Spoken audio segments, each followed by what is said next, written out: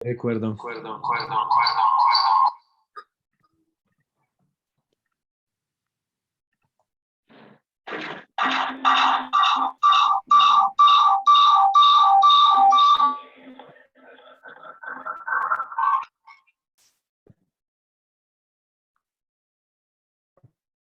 Pues si gustan, Doctora iniciamos. Lupita, Adelante. parece que el micrófono, doctora Lupita, está apagado.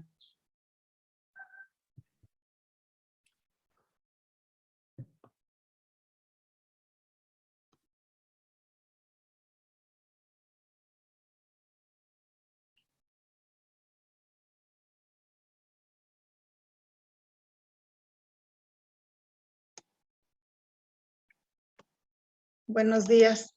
No me permitían hablar, pero ya creo que ya permitieron el acceso a poder intercambiar. Muchísimas gracias. Buenos días a todos. Bueno, pues estamos muy emocionados aquí en la Escuela Normal Valle del Mezquital por la presencia de nuestros grandes invitados, especialmente el día de hoy del doctor Bruno Baronet. Pues para nosotros es un privilegio muy grande que nos vuelva a visitar ahora en modalidad virtual. Y bueno, me voy a dar a la tarea de leer su currículum. En realidad tenía dos en mano, pero dije, no, yo leo el más sintético y relevante, por supuesto, para no robar tiempo tan valioso, que en realidad la voz que queremos escuchar es la del doctor Bruno Baronet. Entonces voy a leer de manera muy sintética su currículum. Bueno, el doctor Bruno Baronet labora en el Instituto de Investigaciones en Educación en la Universidad Veracruzana, Campus Sur, Jalapa, México. Es profesor investigador titular C, tiempo completo, pertenece al Sistema Nacional de Investigadores nivel 2, tiene perfil deseable PRODAP y nivel 6 de productividad en la Universidad Veracruzana.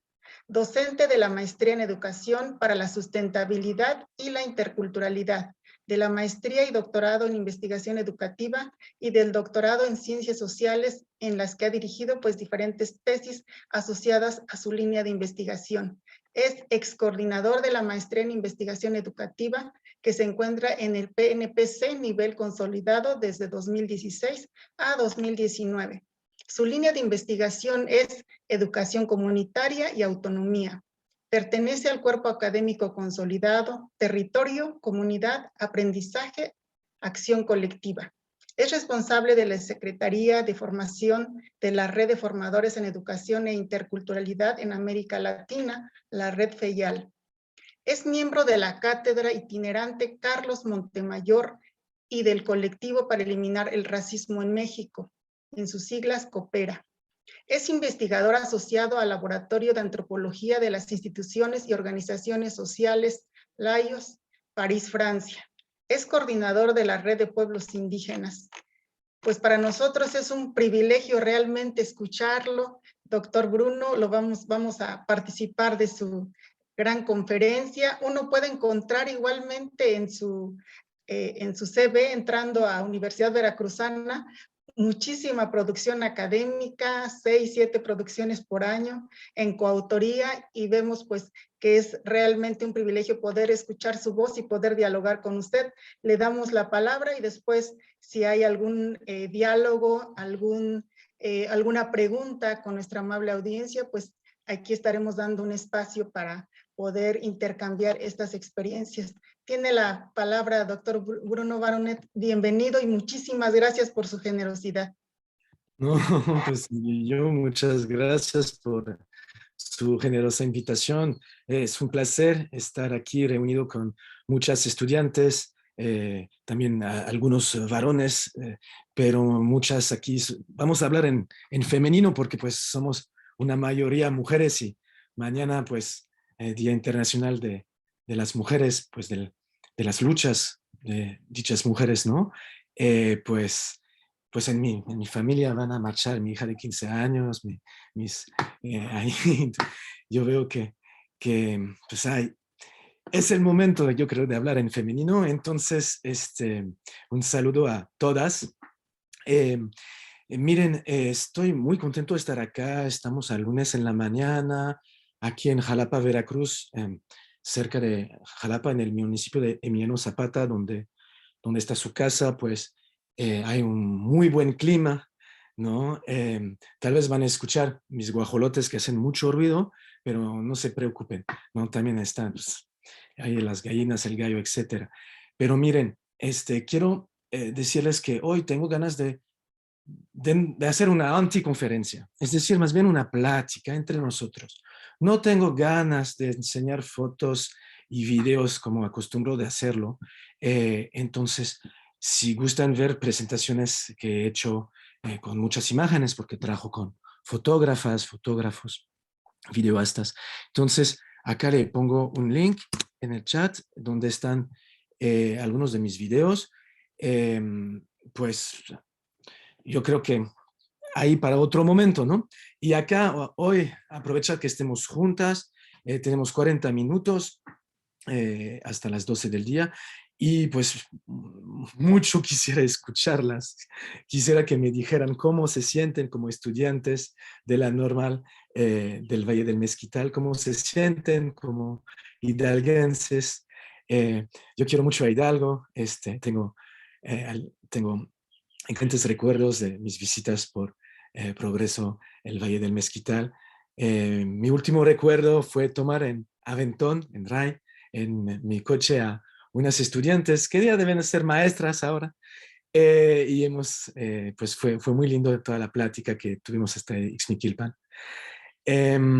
Y por supuesto, pues yo creo que no, cuando a mí en la memoria me evoca, ¿qué me evoca el estado de Hidalgo? Pues me evoca pues estas maravillosas comunidades de la Huasteca, ¿no?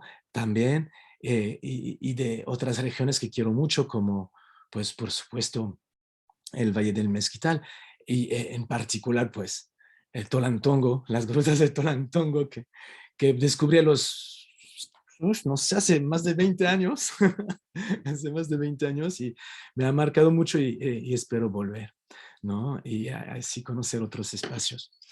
Em, pues porque estamos a distancia, estamos lejos, yo quisiera estar con ustedes en la normal hoy para hablar pues, de un tema un poco complejo que es la interculturalidad crítica. Agradezco a los profesores, las profesoras críticas de la normal del Valle del Mezquital para invitarme a hablar del tema, ¿no? Fue un tema al cual fui invitado a hablar y con mucho gusto quisiera tomar unos minutitos para introducir a la temática. Sé que mañana mi colega de la Universidad Veracruzana, el doctor Gunther Dietz, estará también profundizando y tendrán la suerte esta semana de también estar con el doctor Luis Enrique López, con quien también participamos en la red, una red latinoamericana de formadores en educación intercultural. Pero para hablar de educación intercultural, para hablar de estrategias de docentes, de maestras, con niñas, niños, niñez, jóvenes, creo que primero debemos saber bien quiénes somos, de dónde venimos y pues, ¿para qué estamos acá? O sea, ¿de dónde hablamos? ¿No? Y les invito a escuchar mi pequeña historia personal, quién soy, de dónde vengo y por qué. Pues la mitad de mi vida la he pasado en México trabajando con maestras, maestros, educadoras independientes, autónomos y pues también callejeros, ¿no? Colectivos, barriales y rurales, ¿no? Yo aprendí mucho acá en México, pero creo que grande de mi formación pues la tengo desde mi niñez y entonces le tengo que explicar un poco porque una persona blanca como yo, ¿no?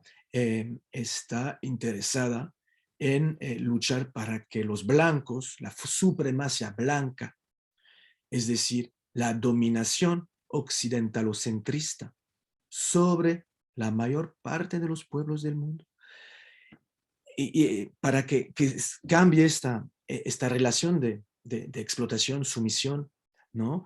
Y que los propios pueblos puedan tener en sus manos la educación y ya no inviten a tantos franceses como yo a sus charlas, sino más bien tal vez a grandes sabedores de los pueblos, ¿no?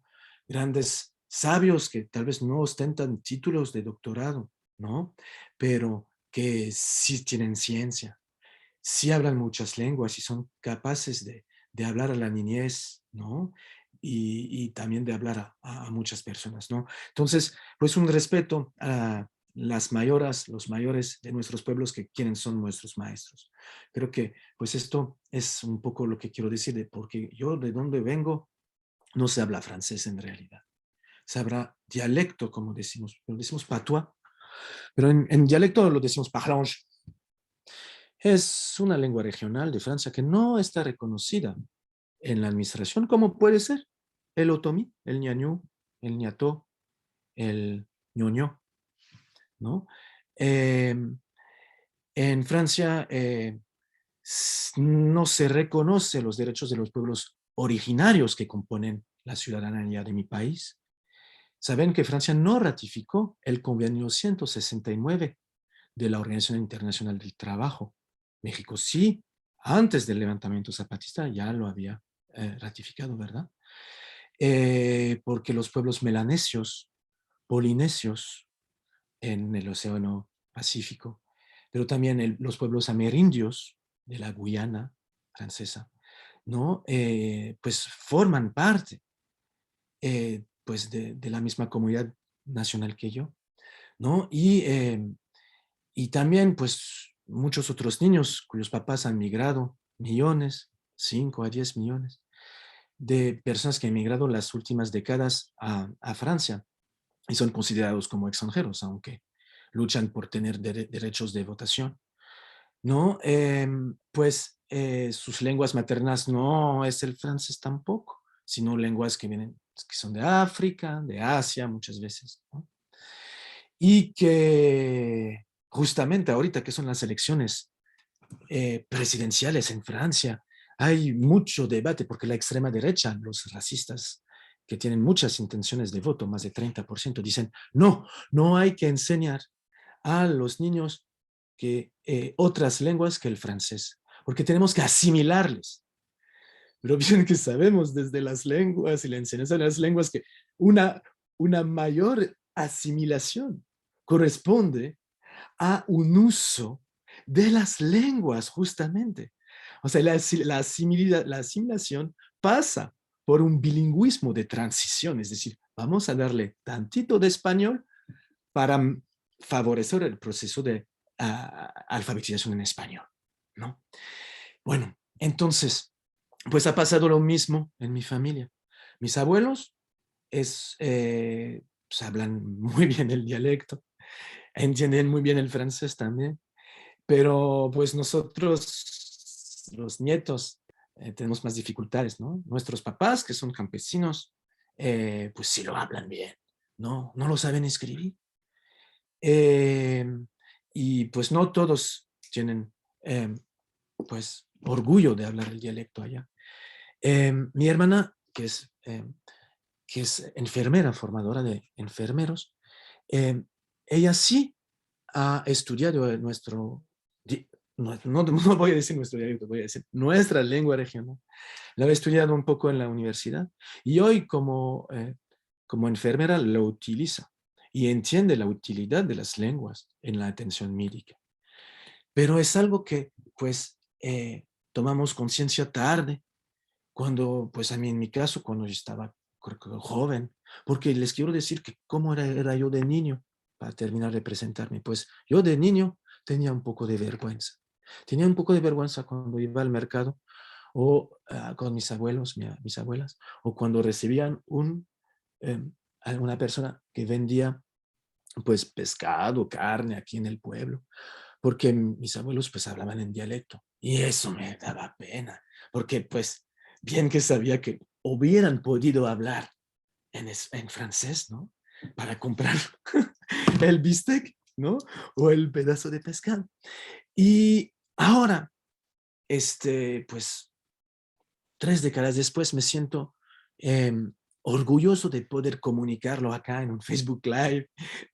Siento que me he empoderado, ¿no? Siento que he tomado conciencia del racismo internalizado, como estas estructuras de dominación que el capitalismo neoliberal legitima a través de este sentimiento de la gente blanca que se cree de una esencia superior, ¿no?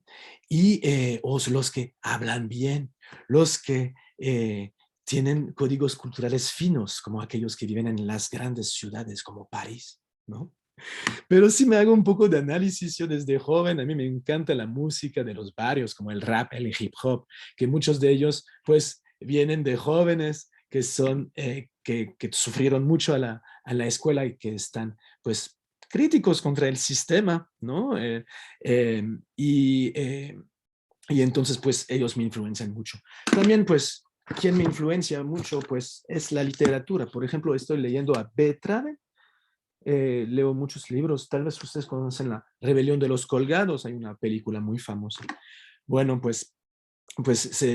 son libros escritos hace cerca de un siglo que cuentan la vida de los pueblos y cómo son engañados, pero también cómo son astutos los pueblos mayas de Chiapas y que luchan contra el dictador y que arman una revolución, ¿no? Está escrito por alguien que se presume que viene de Alemania, había sido perseguido en Alemania en la época de Rosa Luxemburgo, después de la Primera Guerra Mundial, y bajo el nombre de Beethoven escribe una serie de libros fantásticos. Entonces, sí reconozco que mucho de mi pasión y de mi crítica hacia el sistema de educación, tanto en Francia como en México y en otros países latinoamericanos y del mundo, pues proviene de lo que leo.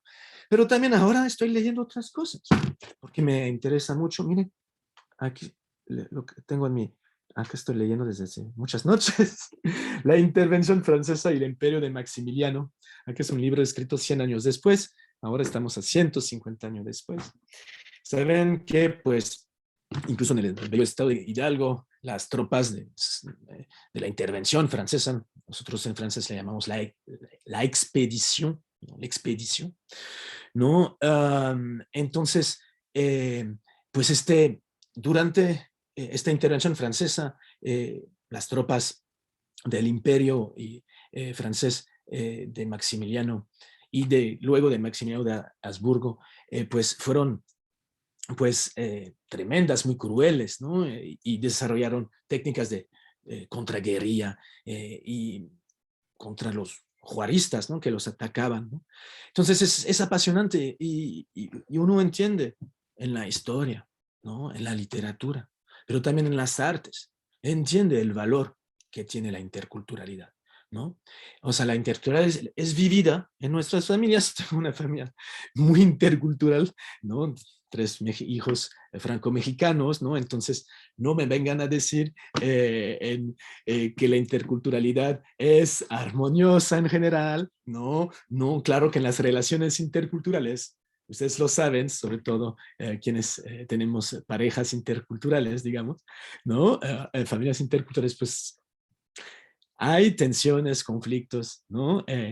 Porque pues hay muchas veces descomprensión, mal comprensión, ¿no? Y justamente, pues la educación intercultural que busca que nos entendamos, ¿no? Entendamos entre pueblos, entendamos entre personas, pero no solo entre personas de pueblos y culturas diferentes, también personas que pertenecen a culturas dominadas, ¿no? Entiendo disidencias, ¿no? De distintos tipos, ¿no?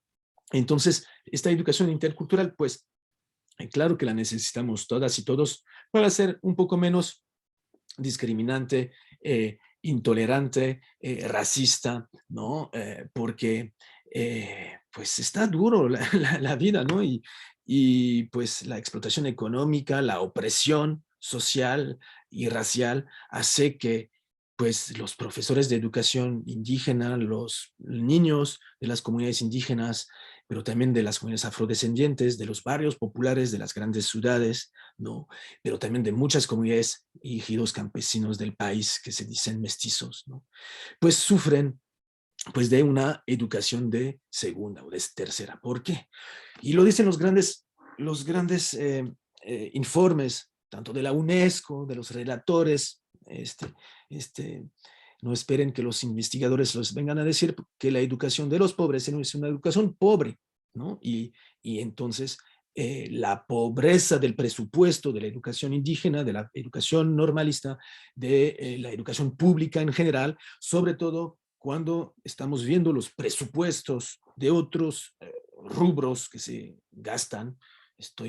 Pues ahora que estoy leyendo mucho sobre historia militar, entiendo que pues los gobiernos han gastado mucho para sus ejércitos, ¿no? Y bien poco siempre para la educación de sus pueblos, ¿no? Para la paz, pues, ¿no? Entonces, claro, la educación es política. La educación es política. Y entonces, a 100 años del natalicio de Paulo Freire, ¿no? ¿Cómo podemos pensar la educación que hemos tenido? Y antes de que yo les platique acá de cómo podamos pensar la educación hoy en México, ¿no? Es la invitación que me hicieron mis amigos, los profesores de la normal. Quisiera hablar de la educación en mi país, Francia. En mi país, Francia, todavía las niñas y los niños aprenden que nuestros ancestros eran galos, celtas, ¿no? Quienes, como en las caricaturas de Asterix, ¿no? No sé si lo conocen, el galo, ¿no? Pues eran rubios, con pelo rubio, pues, o pelirrojo, comían jabalí, ¿no? Y pues hacían guerras entre ellos hasta que fueron pacificados, civilizados por la invasión de los romanos, ¿no? Y luego llega el cristianismo y qué bueno, pues estos bárbaros fueron detenidos, ¿no? Bueno, a pesar de que la palabra franco viene de una tropa de bárbaros, entre comillas, del este, ¿no? ¿Y saben de dónde viene la palabra bárbara? Berber, viene del pueblo Amazigh, que es un pueblo indígena del norte de África, que Francia conquistó, pero decimos que pacificamos, ¿no? Hoy todavía es una región bajo la influencia francesa, ¿no? La Cabilia, ¿no? Y saben que pues uno de los franceses más famosos del mundo es Kabil, ¿no? Zinedine Zidane, ¿no? Seguimos, ¿no? ¿Por qué les hablo de esto? Porque les hablo que esta educación que busca forjar un buen francés, ¿no? También, pues, ha sido una educación que acabó con las lenguas, que acabó con muchas culturas y que hace que las niñas, los niños empiecen a tener un poco de vergüenza o por lo menos no estén muy orgullosos de las culturas de sus padres, de sus abuelos, ¿no? Porque no se valoriza la memoria, ¿no? La memoria colectiva, la memoria de la familia. Ni siquiera aprendemos a la escuela primaria, secundaria. Digo en mi país, no, en México no he estudiado el tema, pero en mi país pocos niñas y niños hacen estudios de genealogía en la escuela. La genealogía es investigar nuestros ancestros. Se puede hacer muy bien con las actas civiles que están en línea. Se aprende así a hacer historia. Bueno, pero tampoco en mi país los niños y las niñas tienen derecho a hacer etnología o antropología. Desde la edad de 4 o 5 años, a pesar de que seamos muchas asociaciones, organizaciones de antropólogos y educadores populares, que estamos luchando para que las niñas y los niños hagan etnología desde chiquitos y aprendan también de sus derechos, ¿no? Porque no sé si, bueno, pues aquí hablo con pedagogas, ¿no? Pues las niñas y los niños son muy curiosos en general. Preguntan, ¿por qué? ¿Y eso? ¿Para qué? ¿Y cómo? ¿No? Y también, en general, tienden a ser sensibles ante las injusticias, ¿no? Pues espero que aquí seamos muchas niñas y niños todavía. Entonces, ¿por qué digo esto? porque siento que desde el currículo homogéneo, sobre todo este currículo pandémico, donde solo tenemos a materias como lectoescritura, escritura no sé, lectura no sé, bueno, alfabetización en español, ¿no? Y aritmética, ¿no? Que son las dos materias que se dan en casi todas las escuelas públicas y privadas hoy, ¿no? En primaria entiendo, ¿no? Y se excluyen, pues lo que veo en trabajo de campo, me lo cuentan muchos también, y ustedes me pueden decir, porque ya les voy a pasar la palabra para que me cuenten un poco también sus visiones, ¿no? Pero quiero terminar definiendo poco a poco lo que no sería la educación intercultural crítica que quisiéramos forjar.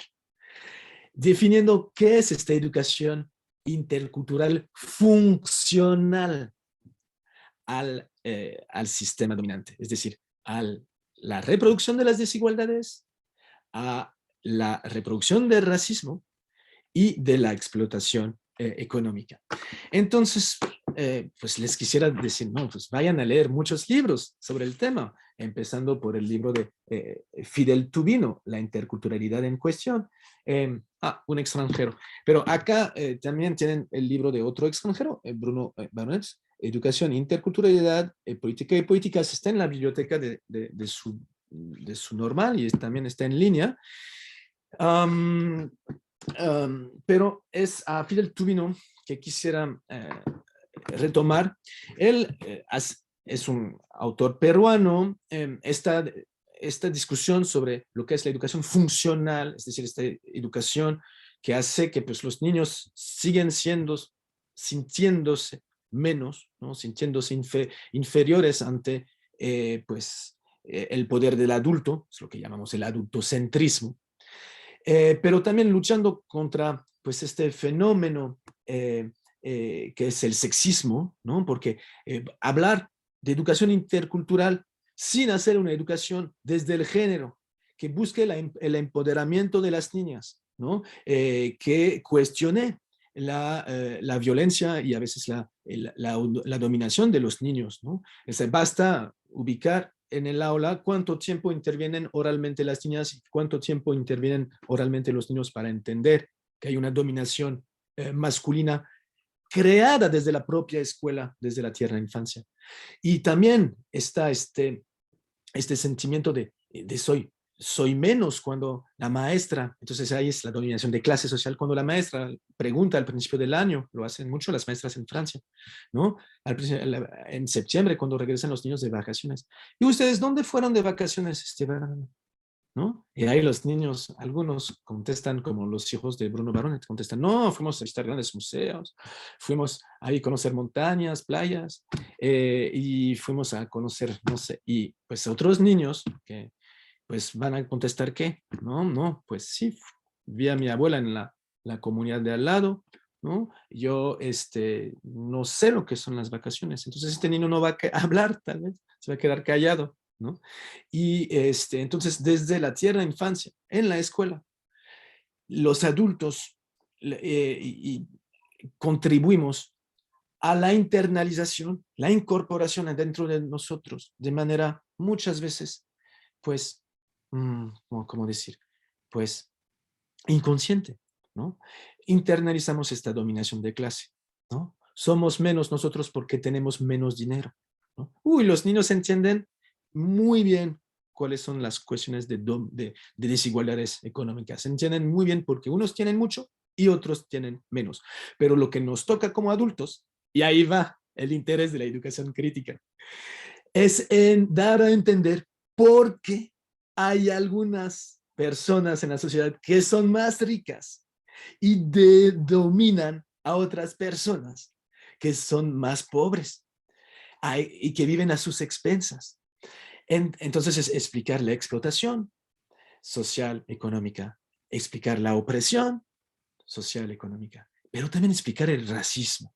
Yo creo y lo defiendo aquí, los niños y las niñas tienen pues este derecho a entender por qué hay racismo, cómo se produce el racismo, para poder tal vez quizás luchar contra esto, ¿no? Entender la dimensión histórica del colonialismo, ¿no? Entender que hay un etnocidio de los pueblos, no solo en Hidalgo, pero en todo el mundo, ¿no? Que se busca el lingüicidio, es decir, acabar con las lenguas, pero también lo que llaman a unos autores el epistemicidio, de epistemes, es decir, la matriz del conocimiento. Dice que se mata el conocimiento propio de los pueblos y su manera de reproducirlo, de transmitirlo, si gusta, ¿no? Y es lo que apunta la educación intercultural crítica. Entonces, pues la cita final, si quieren tomar sus apuntes, de Fidel Tubino, le digo, está en el libro La interculturalidad en cuestión, página 269. No estoy seguro que el libro esté en línea. Dice, el interculturalismo crítico es sobre todo un proyecto ético-político. El interculturalismo crítico es sobre todo un proyecto ético-político, ético en términos de valores, ¿no? Un proyecto ético-político de transformación sustantiva, coma, en democracia, coma, del marco general implícito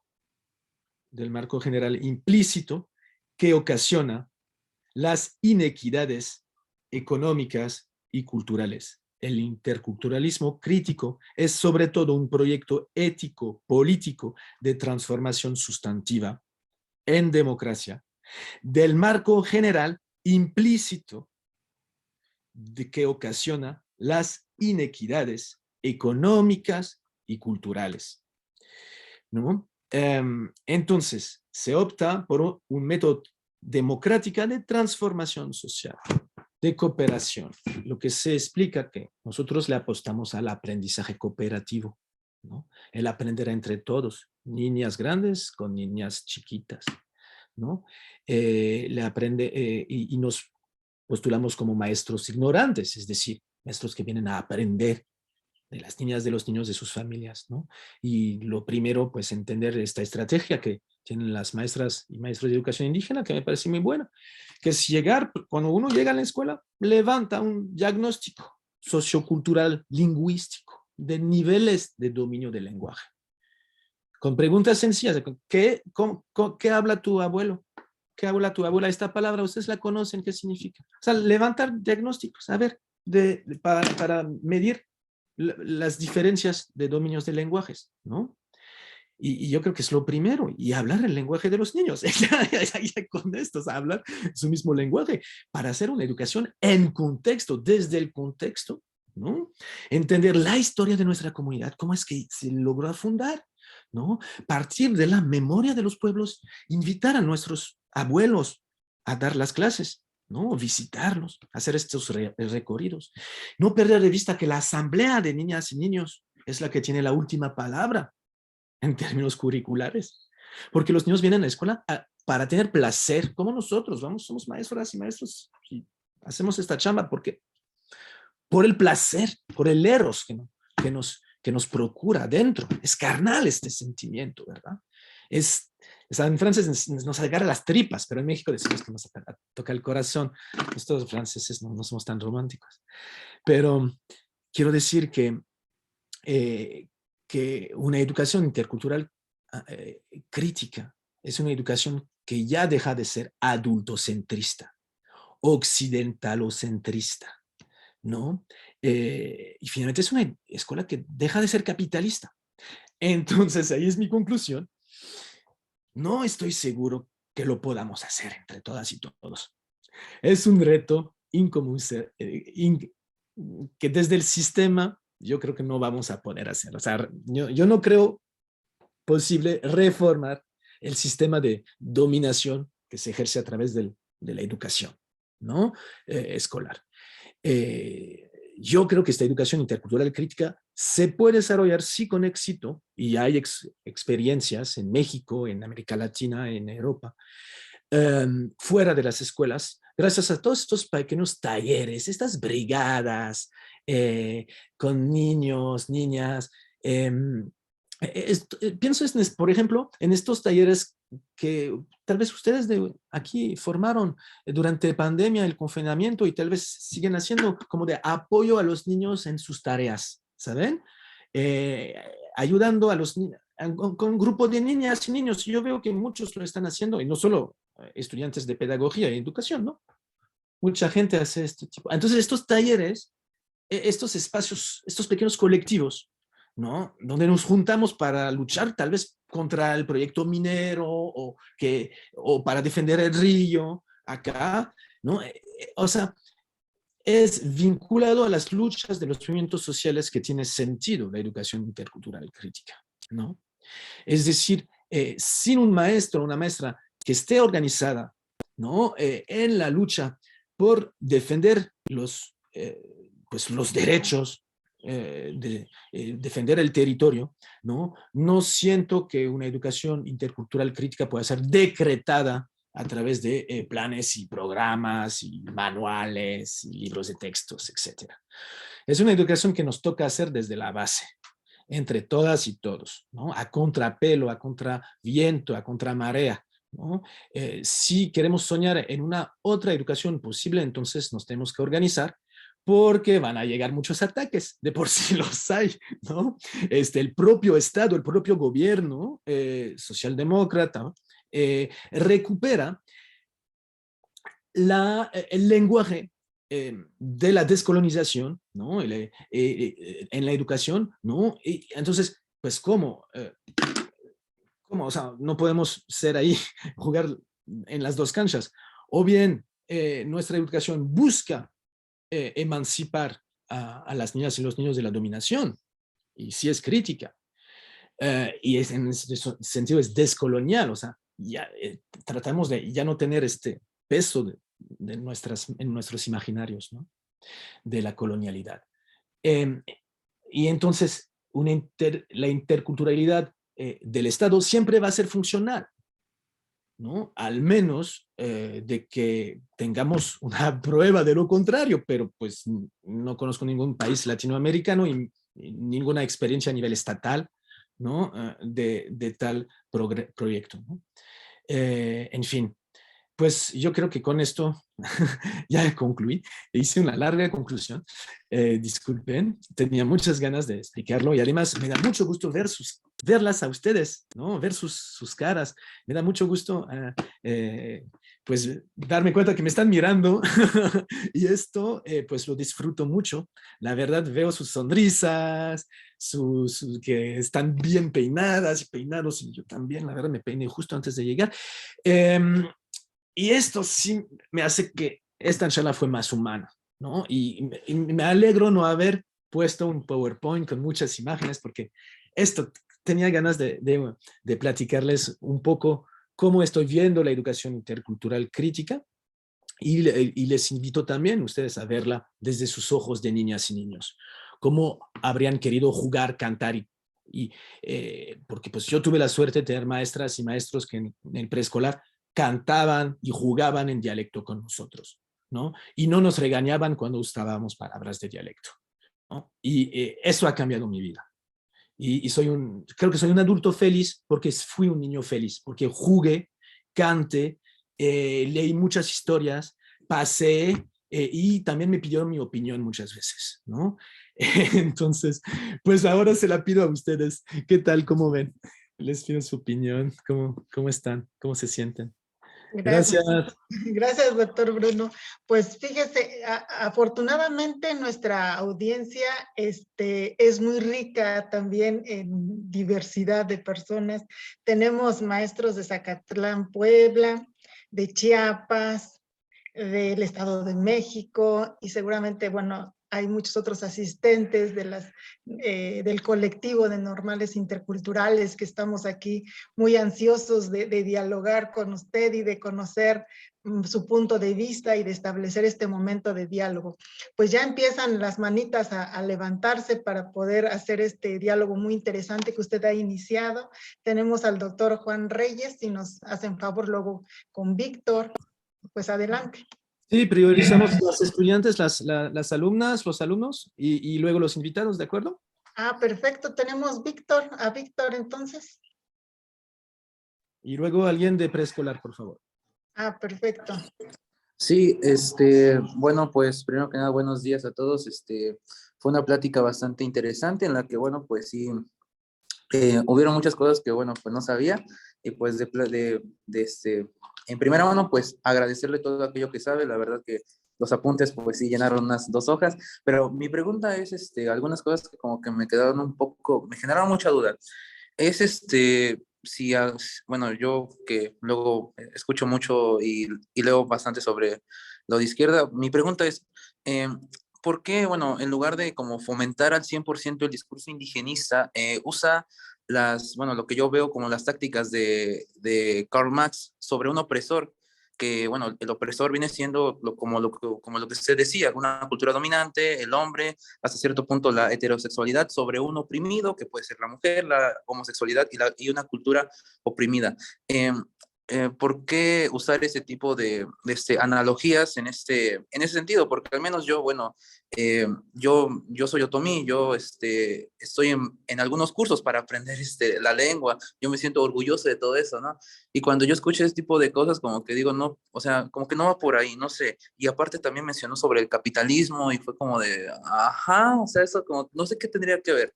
Eh, Esa sería mi pregunta, no sé. Yo sí le Ay, presto. gracias, gracias, Víctor. Yo creo que captaste muy bien, te agradezco. Me permito decirte de tú, porque pues también te invito a decirme de tú. Am, en efecto, está vinculado. En efecto, cuando hablamos del concepto de opresión, opresión social, pensamos en la opresión económica, a la opresión capitalista, es decir, la opresión del burgués sobre el proletario, ¿no? La opresión del patrón sobre el obrero. Ok, en ciencias sociales también utilizamos la idea de opresión cultural y opresión racial, ¿no?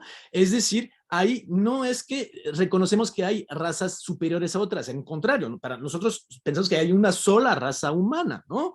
Y hay muchos racistas, eso sí, eso sí, hay muchos racistas que se creen el cuento de que unos sean pues superiores a otros porque son blancos. Bueno, a veces, incluso dentro de sociedades indígenas, hay personas que se creen un poco más que otras. Bueno, en fin, eso viene del etnocentrismo, ¿no? Que pensamos que nuestro pueblo es el mejor, ¿no? Es el ombligo del mundo. Y les voy a decir que el mío sí lo es, porque tenemos una roca muy famosa y una leyenda que tiene miles de años que parece, bueno, es una roca que parece ombligo ahí en mi pueblo, ¿no? Y las leyendas se dicen en dialecto, ¿no? Y según nosotros, ahí es el ombligo del mundo, así lo llamamos. Si lo ponen en internet, ombligo del mundo, van a ver, por ahí yo vivo. Así nos creemos, así los pueblos, ¿no? Entonces la opresión cultural y racial proviene de ahí. Y sí tenemos que reconocer que algunos de nosotros sí somos producto de 500 años de opresión, ¿no? Y si no lo reconocemos, si no, como adultos no somos capaces de hacerlo, entonces no vamos a poder hacer una educación intercultural con las niñas y los niños, ¿no? Porque no les vamos a poder hacer que despierten, ¿no? Y den cuenta de que ellos son descendientes de héroes, de pueblos magníficos, ¿no? Con una arqueología grandes, con una gran gastronomía, con grandes saberes, con ciencias, ¿no? Y entonces ser orgulloso de dónde venimos implica luchar contra esta opresión racial que hemos internalizado. Muchas veces pensamos que somos menos. Yo lo pensé muchas veces, mucho tiempo, ¿no? Ahora ya, yo creo que ya hice clic, ¿no? Porque he leído mucho a Paulo Freire, aquí tengo varios de sus libros que me encantan, a ver, les voy a decir. Me cayó La visión de los vencidos, de Miguel León Portilla, que me encanta. ¿Qué tengo aquí? Ah, la pedagogía de la indignación, ¿no? De Paulo Freire, ¿no? Y así termino de responderte, Víctor, porque necesito una hora, la verdad, para responderte, pero una educación crítica es una educación que permite aprender a defendernos, porque entendemos por qué somos dominados, ¿no? Y es la idea de Paulo Freire, ¿no? Una educación crítica desde la organización social del pueblo, ¿no? Para poder emanciparse, ¿no?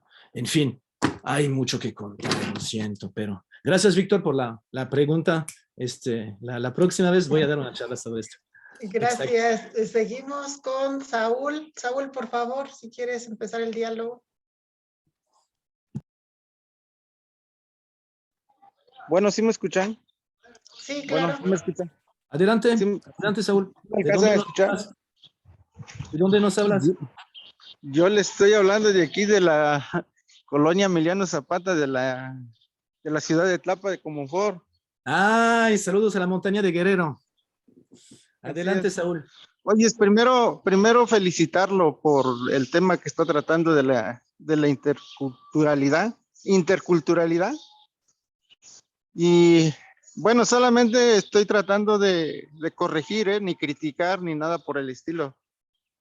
Que ya por los estudios o procesos de investigación, las lenguas originarias ya no se denominan, bueno, ya no se catalogan como dialectos, sino ya son lenguas. Nada más creo que hubo una pronunciación ahí, pero lo hago con todo aprecio y admiro su exposición. Gracias, nada más para eso, felicitarlo. No, Soy de la Escuela gracias, Saúl. Normal Regional de la Montaña. Bien, no, de Comonfort, que lleva, Tlapa de Comonfort lleva el nombre de un ilustre francés, ¿no? Un presidente de la República Mexicana nacido de padres franceses, ¿no? Y pues se hizo muy conservador con Comonfort y luego pues se ilustró en la batalla de Puebla, ¿no? Bueno, perdió también la sede de la ciudad de Puebla en 1863, luchando contra los franceses, ¿no? Sí, nada más eso era mi participación. No, gracias, Saúl, sobre dialecto. Buen día. Mira, Saúl, es muy importante lo que acabas de decir sobre dialecto, porque es parte del racismo internalizado, porque yo desde niño, chiquito, me dijeron que nuestra lengua es un dialecto, ¿no? No, eso sí, y me lo creí, y hasta hoy a veces lo dudo, ¿no? Y hasta que leo los sociolingüistas y entiendo, perdón, siempre nos dijeron que era un dialecto, pero es una lengua. Sí, así en efecto es, así es como lo acaba de usted decir. Claro, Exacto. nada más. Hay que Son aclaraciones. Los dialectos son variantes de una lengua. En efecto, en el tlapaneco, en la región donde vives, me parece que son 4, 5 o 6 variantes y una está casi extinta, ¿verdad? Del tlapaneco. Así es. ¿No? Así es. Okay. Bueno, saludos, que esté muy bien. Gracias, Saúl. Seguimos con Karen. Adelante, Karen. Pues primero que nada, ¿sí me escuchan? Sí, muy bien. Gracias. Le agradezco por su tiempo y la información que nos ha brindado. Creo que enriquece mucho nuestra futura práctica docente. Y pues mi pregunta sería, ¿cuáles serían las consecuencias de una educación que no tome en cuenta la interculturalidad que nos mencionaba anteriormente para la educación de nuestros alumnos? Que no tomará en cuenta, ¿verdad? Dices que no. O sea, es lo que llamaríamos entonces, según Catherine Walsh o Fidel Tubino, y seguramente en los próximos días lo van a escuchar, una educación que no fuera intercultural, pues la llamamos pues una educación monocultural, primero, porque está solo dentro de una lengua. Pero lo podemos dudar, porque pues ¿cómo una educación monocultural es posible? Siempre hay elementos de otras culturas que se vienen a agregar, pero en general nuestras escuelas de todo el mundo son monoculturales. Las que tienden a ser interculturales son las que son multilingües en general, ¿no? Y no olviden que quien defiende mucho la educación intercultural y bilingüe son los colegios privados muy caros que cuestan entre 5,000 o 10,000 pesos la colegiatura mensual, ¿no? Colegios como el Liceo Francés, el Colegio Alemán, etcétera, etcétera, o americano, ¿no? Se defiende mucho este modelo de interculturalidad, ¿no? Pero es una interculturalidad funcional, como dicen Walsh y Tobin, una interculturalidad funcional al sistema, ¿no? Le permite que funcione. Ahí si buscan en internet van a encontrar unos textos de Catherine Walsh o de Fidel Tubino sobre el tema de cómo criticar esta interculturalidad funcional y plantear un camino hacia una interculturalidad crítica, ¿verdad? Entonces, yo así la definiría, una educación que no es intercultural. Es una educación donde con las niñas y los niños en la escuela no cantamos, no más que el himno, y a veces el himno hasta en la lengua indígena, ¿no? Originaria, ¿no? O sea, las escuelas donde solo se canta el himno es monocultural para mí.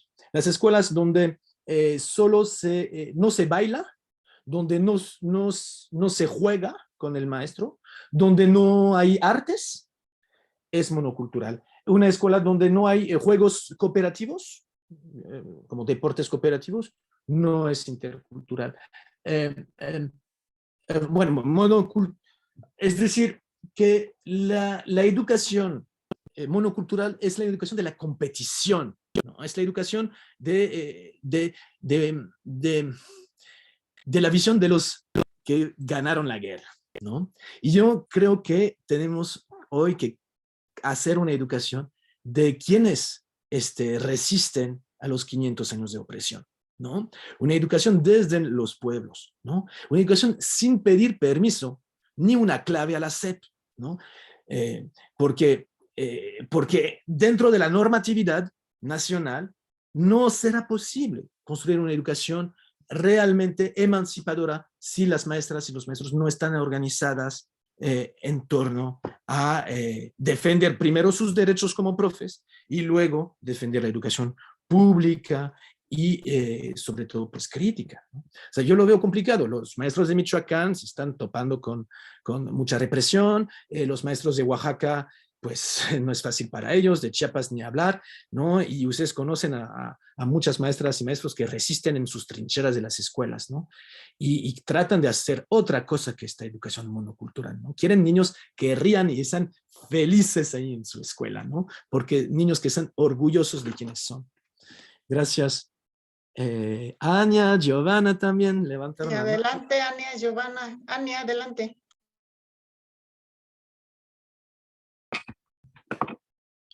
Buenas tardes, no sé si me escucho bien. Sí, Sí, Ania, adelante. Primero que nada, gracias por la plática pues tan enriquecedora que tuvo con nosotros. Creo que, bueno, nos ayuda en general a todos, a nosotros como alumnos y docentes también. Durante esta plática mencionó que usted ha tenido contacto con diferentes profesores. Bueno, desde el punto de vista personal de lo que usted, bueno, basado en sus vivencias, ¿cuáles serían algunas de las estrategias que se podría implementar dentro del aula para que podamos formar una sociedad más intercultural? Ya que, bueno, en la actualidad, aunque tratamos de hacerlo, sabemos que no se ha logrado al 100%. Entonces, ¿cuál sería alguna estrategia que podría pues platicarnos?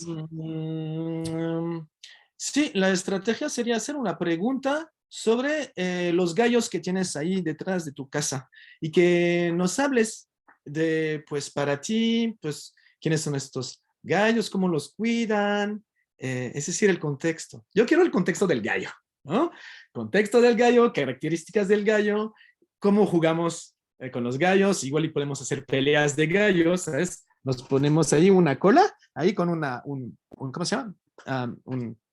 Una cola, ¿no? Y así atrapamos la pluma, más bien la pluma del gallo. Así es un juego de niños que nosotros jugamos. Bueno, en fin, yo creo que hacer una educación intercultural es partir de nuestro contexto, de lo nuestro. Tal vez nos puede dar un poco de pena en un momento hablar de los patos, los gallos, los guajolotes que tenemos.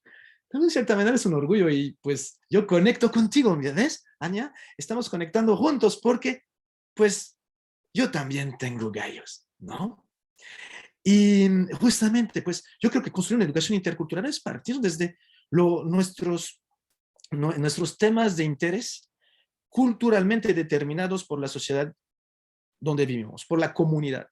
Hacer una educación intercultural es hacer una educación comunitaria, desde la comunidad para la comunidad, ¿no? Y que no nos vengan a decir desde pues, sus oficinas qué debemos de aprender, ¿no? Es hacer una educación intercultural, es partir de este conocimiento valioso que tiene el pueblo. Y el pueblo tiene conocimientos valiosísimos. O sea, yo creo que pues ya sabemos acá, nuestros abuelos, tengo un abuelo de 95 años ¿no? Pues trabajo mucho con él, lo entrevisto mucho, ¿no? Ahí lo grabo. Y él está feliz. A veces me dice, no, eso, apaga tu grabadora y me dice cosas que no quiere que queden grabadas, ¿no?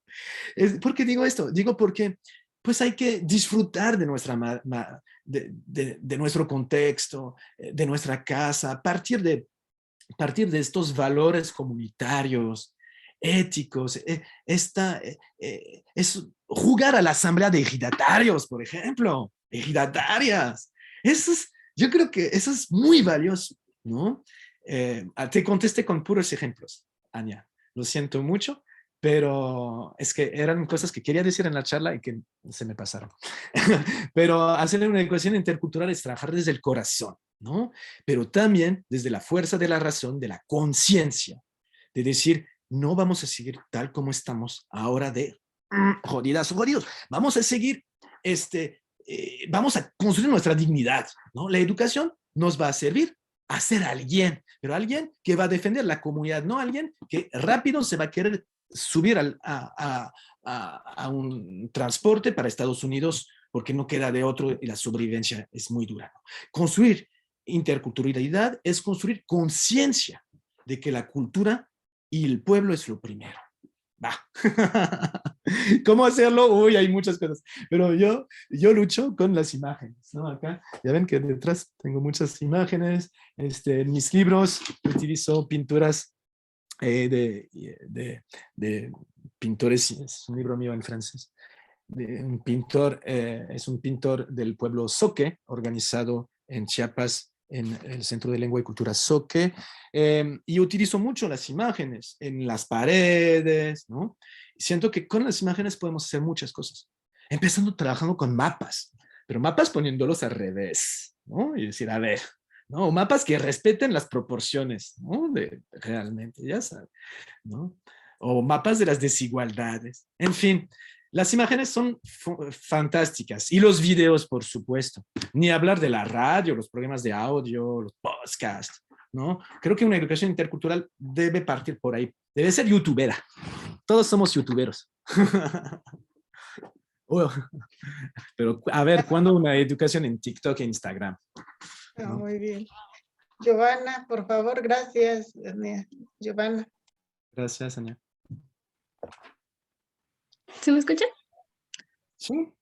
Ok, bueno, pues primero gracias por la charla que en lo personal me deja muchas bases, ahora como estudiante y próximamente como docente para trabajar desde la interculturalidad. Pero ¿qué pasa o qué va a pasar cuando nos encontremos barreras como por ejemplo padres de familia que ya no quieren compartir este saber con sus hijos y tampoco quieren que nosotros como docentes compartamos este saber de acuerdo a que han sufrido discriminación y no quieren que sus hijos pasen por lo mismo, a que se enfrenten a la sociedad donde los vean menos, una sociedad con injusticias?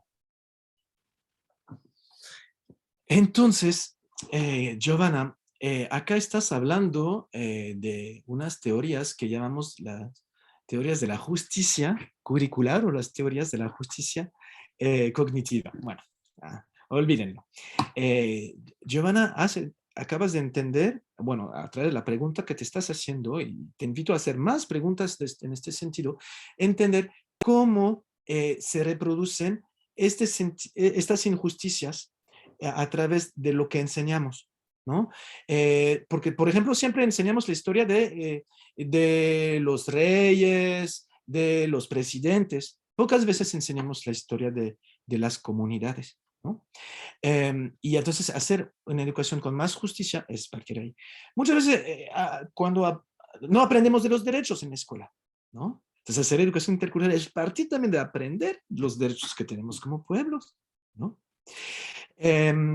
Hacer una educación intercultural y ahí también que busque eliminar las injusticias, y ahí también contesto a Ariana Montes de Oca, que puso una pregunta, es rebasar el marco de la educación intercultural funcional, ¿no? Entonces, es decir, hacer una educación que haga que las injusticias sean un punto de problematización, ¿no?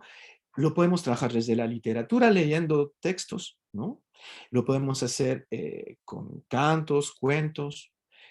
Podemos dibujar con las niñas y los niños eventos que han marcado la violencia, ¿no? Tal vez en vez de dibujar los niños héroes, este mito nacionalista de los niños héroes, que es un poco, bueno, no sé, los pobres niños, o sea, mis niños franceses fueron traumados por la historia cuando están en la escuela mexicana. Pero tal vez historias de dolores de otras niñas y niños, y como por ejemplo ahorita, pintar la guerra, dibujar la guerra que están viendo en la televisión en un país como Ucrania, por ejemplo. Los niños deben de entender lo que es la guerra, porque la guerra es el resultado del capitalismo, del racismo y de todas estas otras opresiones, ¿no?, que sufrimos. Entonces, una educación intercultural que no fuera funcional es una educación que permite tener, que los niños tengan en cuenta que la educación, que la lucha, que la guerra es algo que no debemos de hacer. E incluso no debemos de pelear, sino buscar negociar, ¿no?, buscar arreglos, buscar comprendernos, ¿no? El objetivo de la educación intercultural crítica también es comprender, no a pesar de nuestras diferencias, pero aprender juntos gracias a nuestras diferencias, ¿no? O sea, utilizar nuestras diferencias, que son profundas, que pueden ser diferencias religiosas, diferencias políticas muy marcadas, pero ni modos, nos toca vivir juntos en esta sociedad, ¿no? Y no podemos seguir haciéndonos la guerra para controlar pozos de petróleo o lo que sea, ¿no? Entonces, pues, aprender una cultura de la paz, pero crítica, o sea, la paz, pero la paz digna, ¿verdad? En fin, ahí estoy respondiendo tanto a Giovanna Sí, como a Diana. a Patti, a Patricia Reyes. También alguien preguntaba sobre la interculturalidad con la educación indígena. Me parece que es Tomás Alberto. ¿Qué Tomás. estrategias son las adecuadas para vincular la educación con la diversidad intercultural de las escuelas indígenas de México con la realidad educativa? Gracias. Conozco bien al doctor Tomás, a quien mando un saludo hasta el Estado de México. Así como a todos los profesores de otras normales indígenas que nos acompañan acá. No les voy a citar todas y todos, pero son grandes amigos de... Sí, de Oaxaca, ¿verdad? Oaxaca, Puebla, Chiapas, Yucatán, Quintana Roo. Sí, de Y Puebla. disculpen, hay 15 páginas, no las puedo ver todas, y muchos comentarios que no puedo leer. Sí, pues ahí va, justamente en la pregunta. ¿Qué estrategias son las adecuadas? Pues justamente es lo que pienso que todas y todos debemos poder contestar. O sea, las preguntas adecuadas son las que nosotros, o sea, las estrategias adecuadas son las que nosotros como profes hacemos como el colectivo del equipo que somos, ¿no? Y no vengan a esperar de un investigador extranjero que les venga a decir cuáles son las recetas en materia de educación intercultural, ¿no? Yo, pues, más bien diría lo que no hay que hacer, pero lo hay que hacer, lo he dicho un poco, ¿no? En términos éticos, políticos, organizativos, pero en términos didácticos hay mucho que decir, hay mucho que platicar, ¿no? Y creo que las mejores estrategias son las estrategias que tienen resultados significativos. Y los resultados con los niños se sienten más seguros de quiénes son. Entonces, es escribir quiénes somos, ¿no? Como niñas, niños. Es decir, escribir puede ser a través de un sistema de una carta, un poema, o sea, hay muchas, ahí ustedes son los profes, ¿no? Que van a decidir cómo, pero que los niños escriban, dibujen sobre quiénes son. Dibujen sus abuelas, sus abuelos, dibujen a los africanos, dibujen a los asiáticos, dibujen a los migrantes, dibujen a los zapatistas, dibujen al presidente de la República, ¿no? Y vamos a dibujar entonces a los ancianos, pero también vamos a dibujar a los jóvenes, a los hermanos mayores que admiramos tanto. Y vamos a hablar juntos y juntas, ¿no? La maestra provoca preguntas, ¿no? Y provoca el debate entre niñas y niños, ¿no? Por ejemplo, a raíz de estos dibujos, ¿no? O estos textos. Por eso yo pienso que es importante que los niños produzcan textos. Como a ustedes se les pide producir una memoria, documento recepcional para titularse, yo creo que los niñas y los niños también les encanta, aparte, les encanta escribir historias, inventarse. No, el otro día vi mi hijo no quería irse a dormir. Y no, ya vete a dormir. No, papá, estoy escribiendo mi novela. Y dije, ¿cómo? Sí, no era novela. Es que en francés nouvelle es un cuento. Es cuento, pues, es un cuento chiquito. Y era un cuento de miedo, ¿no? De horror. No, y estaba fascinado porque todavía no lograba transmitir suficiente la idea del horror y el terror, ¿no? A sus lectores, ¿no? Que son los otros niños de su salón. En fin, pero hay muchas cosas que podemos escribir, ¿no? Y pues tal vez empezar por ahí, ¿no? Empezar a escribir sobre quiénes somos, de dónde vinimos y qué es lo valioso de lo nuestro en la comunidad. Ir con las niñas y los niños a sus lugares de juego. Observar como maestro cómo juegan los niños entre ellos. Cómo a veces los niños se excluyen a las niñas. Cómo las niñas a veces sí juegan en lengua, pero cuando interviene alguien, y las niñas dejan de jugar en lengua. Qué interesante. O sea, y observa, es que un maestro, yo creo que el mejor maestro de educación intercultural, y yo estoy diciendo que no quiero dar receta, pero sí doy una receta. Es el maestro la maestra que escucha, ¿no? Escuchar a las niñas y los niños es un tema muy importante y los investigadores lo trabajamos mucho en este libro escrito en Nueva Zelanda, publicado en español por el Fondo de Cultura Económica, se llama Escuchemos a los niños, ¿no? Partiendo de sus intereses, ¿no? En sus contextos, ¿no? Y si los niños no quieren dibujar al presidente de la República, pues que no lo dibujen, ¿no? Pero que dibujen a su perro si quieren dibujar a su perro, pero alrededor de la discusión sobre el perro vamos a aprender ciencia, tal vez sobre la reproducción animal, vamos a aprender higiene y alimentación, vamos a aprender también muchas cosas que tienen que ver cómo escribimos perro en muchas lenguas, dog en inglés, chien en francés, se escribe C-H-I-E-N. En fin, y en dialecto es chat. En fin, ¿por qué les digo esto? Y yo creo que no hay, para terminar, y creo que podemos ir concluyendo con esto, ¿no? No hay receta, no hay estrategia adecuada en educación intercultural, más que la que nosotros podamos hacer en conjunto con la comunidad y de acuerdo, consultando a las niñas y los niños y haciendo que ellas y ellos tomen parte de estas decisiones, ¿no? Eso yo pienso que es importante, porque una verdadera educación intercultural es una educación donde el adulto pues se pone al nivel de los niños, donde el adulto no tenga miedo de sentarse al piso y ensuciarse su bonita faldita o su uniforme, ¿no? O una escuela donde pues no vamos en tacones, claro, pues para jugar y brincar con los niños, como que vamos a hacer escuela en tacones, o sea, no sé si lo logran hacer las compañeras, felicidades, yo no, yo voy con buenos tenis, ¿no? Y con ganas de brincar, saltar, etcétera, ¿no? Por eso trabajo con puros adultos, porque me canso rápido con los niños. Sí, muchas gracias, doctor Bruno. No sé si hubiera otra pregunta, al parecer no, y el tiempo igual, y ya creo que... Sí, pero realmente creo que este espacio fue muy ad hoc con el título, la denominación del ciclo de diálogo de saberes, ¿verdad? Que en realidad se está desarrollando. Solo tenemos a Jessy, no sé si le dé este chancecito de que platique. Sí, ¿quieres dar unas palabras en ñañú para despedir la audiencia? Me gustaría mucho, Jessy.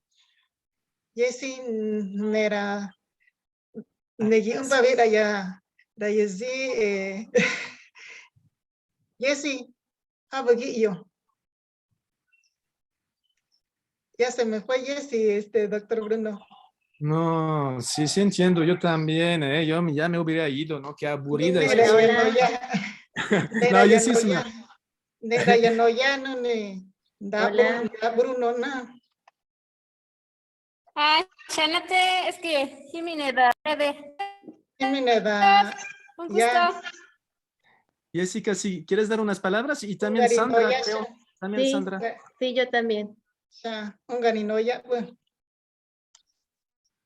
Shanate Bruno, donde dijo Madi, she dijo Gadenarinoya, Shano Agima, Shano Afogi, Aha, Hanoya, Hanoya Guntudi,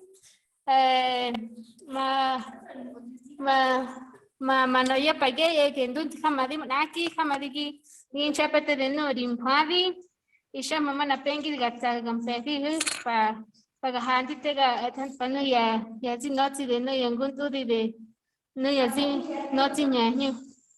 Doctor, muchísimas gracias. Un gusto escucharlo como siempre. Gracias. Ahora estamos en servicio. Ay, pensé que estaba difícil la normal. El servicio es otra cosa. Como usted dice, ahora tenemos el reto con el sistema, a ver si no me regaña mi supervisora. Pero pues... Ay, me tratamos de saludas hacer a tu señorita. Te vienes a trabajar a la normal, Jessie. Ay, me ¿cómo gusta estás, trabajar aquí Jessica? con mis alumnos. Claro, invítanos a Estamos visitar tu escuela. Saludos a las niñas y los Cuando niños. que están ahí. Hola, Saluda, ¿cómo Belen. están? Hola. Cuiden mucho a su maestra. Le comentaba Cuiden mucho a su maestra, al por maestro favor. que ¿Sí? trabajaba y escuchando. que está Pero trabajando y muchísimas escuchando. gracias, como siempre. Gracias. Saludos a las niñas y los niños. Camadi, Jessie. Amadi. Ojamadi. ¿Qué tal? Cuidan mucho a su maestra, por favor. Es muy valiosa. Díganle que cante mucho. Que cante mucho. Sí cantamos, ¿verdad? Sí. Ojalá Ay, pueda visitarnos, doctor. de acuerdo, gracias. Con gusto. Bueno, qué interesante que llegó este diálogo no solo a los diferentes escuelas normales del país, incluso entró a las aulas, ¿no? A las aulas de educación primaria indígena, que es donde tenemos que hacer el cambio, como bien lo señalaba el doctor Bruno, que tenemos que empezar desde abajo y desde dentro, ¿no? No va a venir nadie a cambiarnos nuestras historias, ¿no?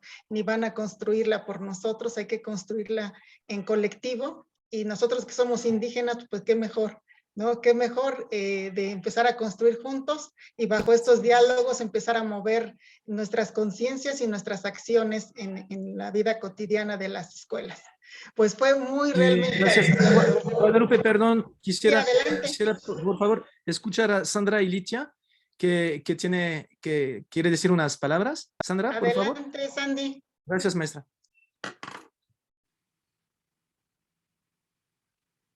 Su micrófono, Sandra. Su micrófono. No me... Ya. Ya está. Mucho gusto haber estado aquí presente y escucharlo. Me gustó muchísimo la conferencia y bueno, yo me dedico a dar talleres, mi grupo se llama Grupo de Recuperación Ambiental Mexicano, y doy talleres entre ellos a niños y hablo sobre el tema de la basura.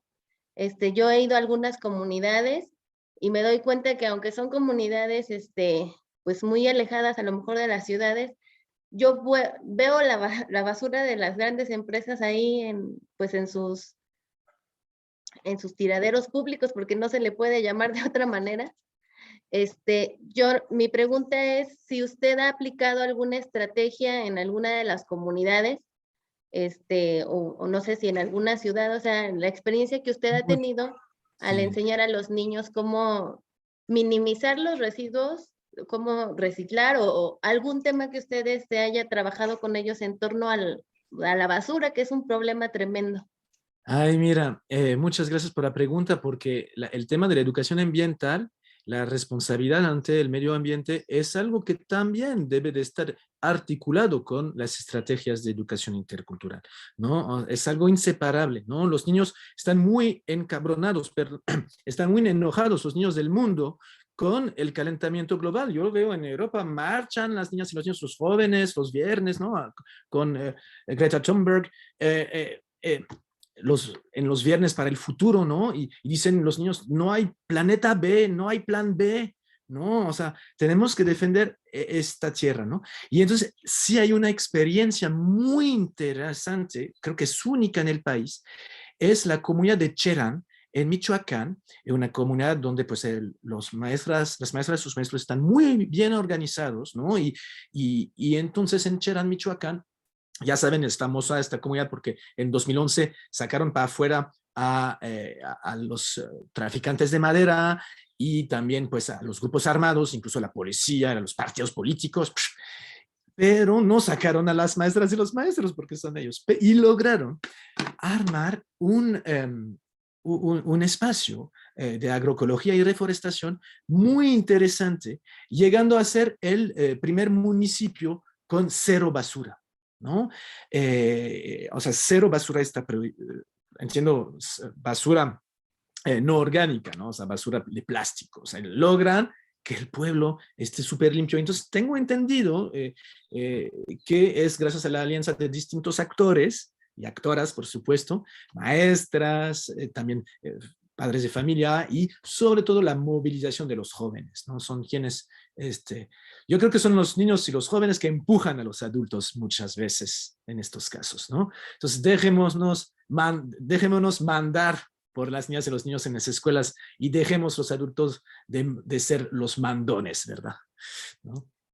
Gracias, Sandra. Una última pregunta, dice Yuritsi, que cómo le podemos hacer los docentes para lograr que los alumnos nos hablen de aquellas cosas que en algún momento les llegó a surgir pena o angustia. Escuchándolos.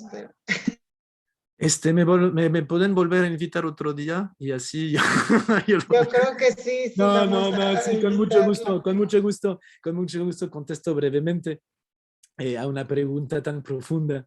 Que justamente es la pregunta que yo quería dejarles. Y estoy feliz porque me doy cuenta que se van ustedes con este tipo de preguntas en su mente, ¿no? Y nos toca a todas y todos resolverlos en colectivo. No lo vamos a hacer los investigadores por un lado, los profesores por otro, los de preescolar acá, los de primaria. No, tenemos que armar colectivos para hacerlo y escuchar a las niñas y los niños.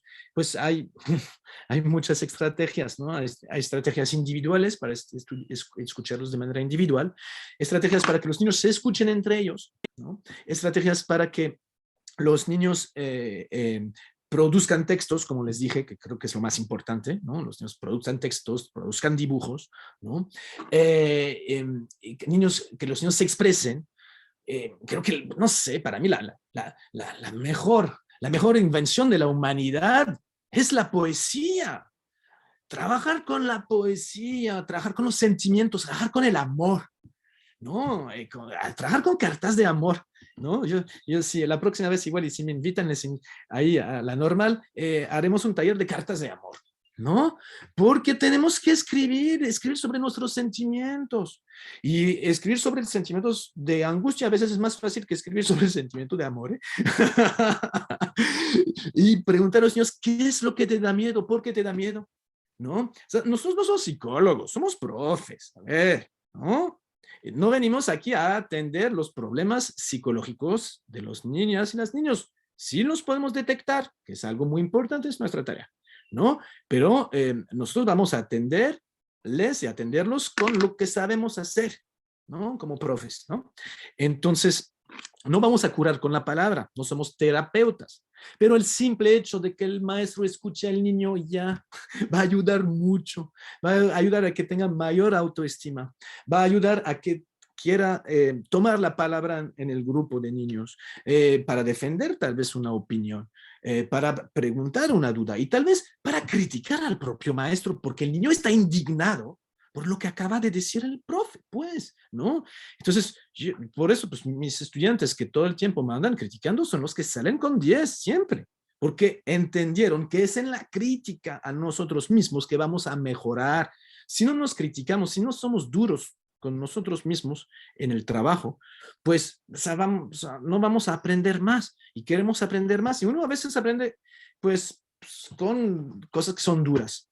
Y los dolores de la vida nos permiten entender el mundo en el cual estamos. No digo que son los golpes que el maestro le da al niño, eso no aprende nada el niño con los golpes del papá o la maestra, ¿no?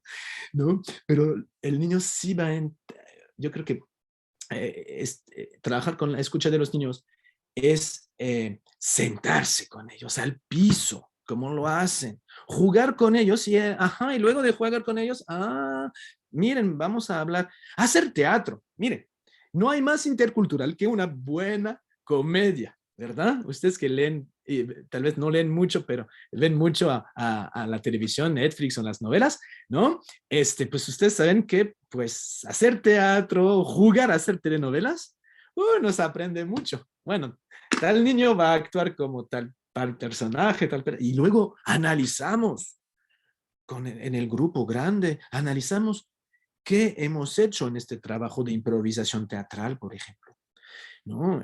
El teatro es una arma poderosísima. Acuérdense, cuando hace 4 siglos y medio, cuando hubo la evangelización del Valle del Mezquital, ¿qué utilizaban los frailes? Utilizaban los cantos, utilizaban pues las palabras hermosas, ¿no? Pero utilizaban también el teatro, ¿no? El teatro, la palabra en general, ¿no? Digamos, las letras son elementos poderosos, ¿no? Que pueden tomar conciencia, ¿no? Si los monjes lograron la evangelización, ¿no? De cierta manera, esta conquista espiritual de los pueblos, ¿no? Gracias al teatro, yo creo que, pues, es que no están tan equivocados, están retomando viejas estrategias didácticas, ¿no?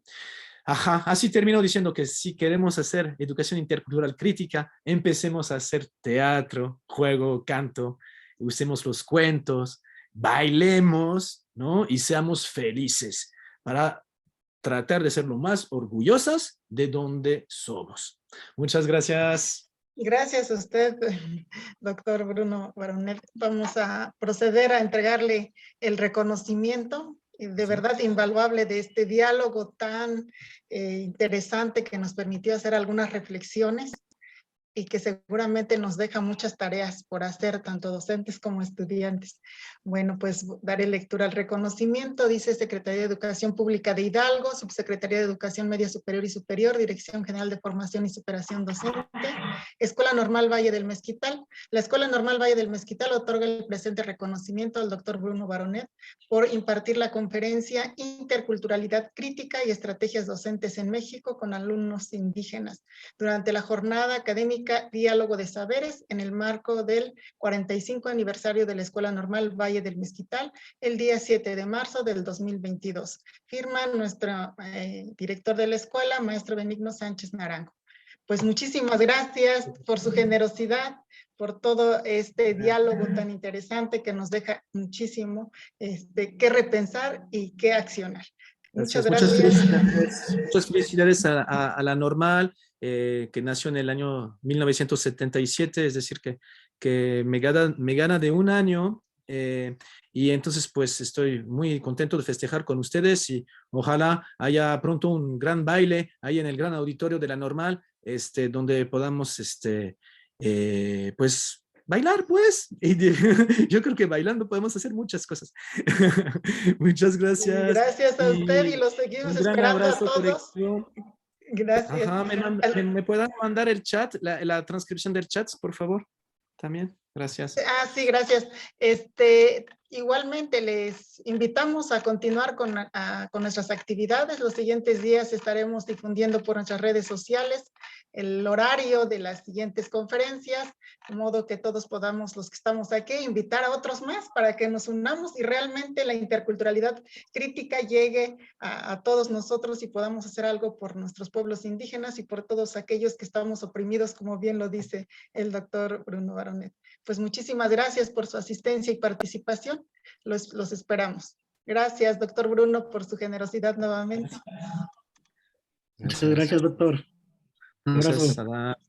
Un abrazo, un gran abrazo colectivo. Gracias por haberse conectado hoy. Saludos a todos sus rincones de la tierra. Hasta luego. Hasta luego, gracias.